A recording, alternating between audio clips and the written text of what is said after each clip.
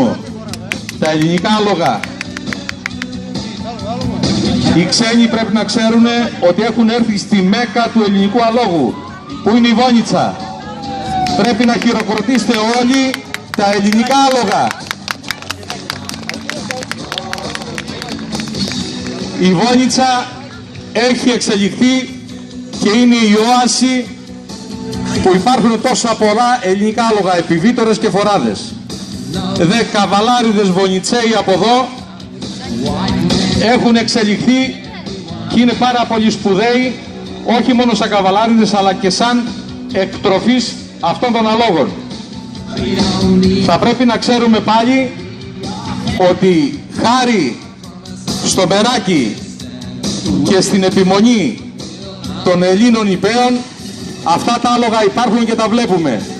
Πριν κάποια χρόνια, 20-30 χρόνια, τα επιδοτούσε το κράτος για να μην χαθεί η ράτσα.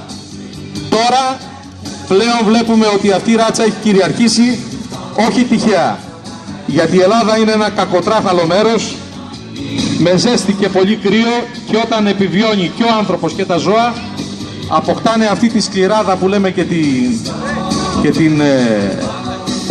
τη δύναμη και γίνονται πάρα πολύ σπουδαίοι. Λοιπόν, χαιρετίζω την εκδήλωση της Βόνιτσας και θα πρέπει να είμαστε πλέον σίγουροι ότι έχει σωθεί το ελληνικό άλογο, το γεωργαλίδικο άλογο, το οποίο εικονίζεται σε νομίσματα από το 500 π.Χ. σε αρχαία ελληνικά νομίσματα, που δείχνει ότι βαδίζει γεωργά. Βαδίζει δηλαδή, πλαγιοτροχάζει. Μην φτάσουμε στο σημείο να λέμε τα ποινιώτικα ή τα κριτικά ή από τα Σιάτιστα ή από τη Μυτιλήνη, όλα τα άλογα που είναι ελληνικά και έχουν γεωργά είναι αδέλφια.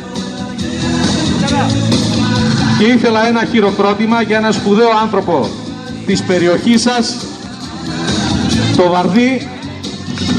Ένα χειροκρότημα δυνατό, γιατί ο Βαρδής είναι ο άνθρωπος που έφερνε με τα πόδια τα άλογα από την ποινία κατά τη δική του ομολογία. Λοιπόν, γεια σας, καλή αρχή και εύχομαι να μην γίνει